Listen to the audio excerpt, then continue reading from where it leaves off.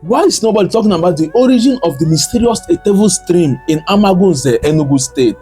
The Enugu people tell of a certain water spirit that wandered from town to town before she eventually got a place. The water spirit got to Ihuokpara, a town in Nkanu. She appeared in form of an exhausted woman. At that time, it was during a famine. Etevu, for that was the name of the water spirit, begged a peasant in Ihuokpara for a cup of drinking water, but the peasant denied of having any drinking water. She further went to other villages, but none accepted to help her. She walked far east to another town called Amagunze. She met a family in their farmhouse. She begged for water, and they not only gave her water, but also begged her to stay with them for dinner.